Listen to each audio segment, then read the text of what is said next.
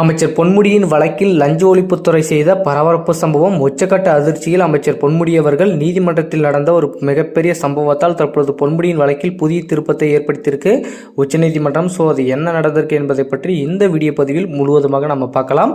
அமைச்சர் பொன்முடி அவர்கள் சொத்து குவிப்பு வழக்கில் கைது செய்ய வேண்டும் என தற்பொழுது உயர்நீதிமன்றம் பரபரப்பாக ஒரு 3 ஆண்டுகள் சிறை தண்டனை அவருக்கு கொடுக்கப்பட்டது.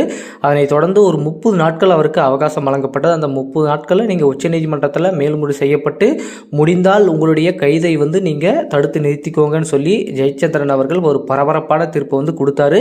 அதனைத் தொடர்ந்து அமைச்சர் பொன்முடி அவர்கள் கிட்டத்தட்ட ஒரு மாதத்தில் 25 நாட்கள் பக்கம் வழக்கறிஞர்களுடன் தீவிரமாக ஆலோசனை செய்யப்பட்டு அவசரமாக நீதிமன்றத்தில் களமிறக்கினார் ஒரு முக்கிய 5 வழக்கறிஞர்களை. அதுக்கப்புறம் பார்த்தீங்கன்னா நீதிபதி அவர்கள் வழக்கறிஞர்கள் வந்த உடனே ஆடி போயிட்டாங்க.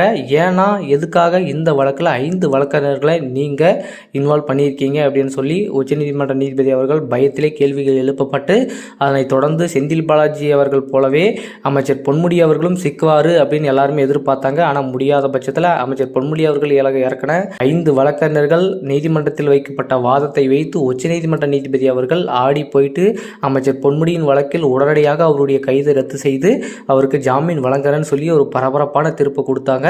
அதனைத் தொடர்ந்து லஞ்ச ஒழிப்புத்துறை இப்போ மிகப்பெரிய ஒரு ட்விஸ்ட்டை அமைச்சர் பொன்முடி அவர்களுக்கு கொடுத்திருக்காங்க. என்னன்னா அமைச்சர் பொன்முடி அவர்கள் செய்யப்பட்ட ஊழலுக்கான அனைத்து ஆவணங்களையுமே பட்டியலிட்டு காட்ட வேண்டும் என உச்சநீதிமன்றம் சொல்லியிருந்த நிலையில் லஞ்ச ஒழிப்புத்துறையும் அதனை சரியான முறையில் செய்யப்பட்டு தற்பொழுது அமைச்சர் பொன்முடிக்கு எதிராக நிறைய ஆவணங்களை மறைமுகமாக சேகரித்து தற்பொழுது உச்சநீதிமன்றத்தில் கொடுக்கப்பட்டுள்ளதாகவும் அதனைத் தொடர்ந்து உச்சநீதிமன்ற நீதிபதி அவர்கள் அந்த ஆவணங்களை எல்லாத்தையுமே பார்த்துட்டு அடுத்த கட்டமாக அமைச்சர் பொன்முடியின் வழக்கில் மிகப்பெரிய ஒரு திருப்பமாக அவருக்கு வழங்கப்பட்ட தீர்ப்பை மீண்டும் மாற்றப்போவதாகவும் தகவல் கிடைச்சிருக்கு. ஏனென்றால் ஏற்கனவே வேலூர் நீதிமன்றம் அமைச்சர் பொன்முடி அவர்கள் எந்த தவறும் செய்யவில்லை என விடுதலை செய்யப்பட்டது. அதனைத் தொடர்ந்து உயர்நீதிமன்ற நீதிபதி ஆனந்த் வெங்கடேஷ் அவர்கள் தான் இந்த வழக்கை தானாக முன்வந்து எடுத்து விசாரணை நடத்தினார். எதிர்பாராத விதமாக அவரை மதுரை கிளைக்கு மாற்றினாலுமே புதிய நீதிபதியாக அமைச்சர் பொன்முடியின் வழக்கை எடுத்து விசாரிக்க ஜெயச்சந்திரன் அவர்களை நியமிக்கப்பட்டிருந்த நிலையில் அவரும் தரமான முறையில் தரமான விசாரணை வச்சதன் காரணமாக தான் அமைச்சர் பொன்முடிக்கு 3 ஆண்டுகள் சிறை தண்டனை கிடைத்தது. இப்போ அமைச்சர் பொன்முடியின் வழக்கில் புதிய திருப்பமாக லஞ்ச ஒழிப்புத்துறை கொடுக்கப்பட்டிருக்கும் அனைத்து ஆவணங்களையுமே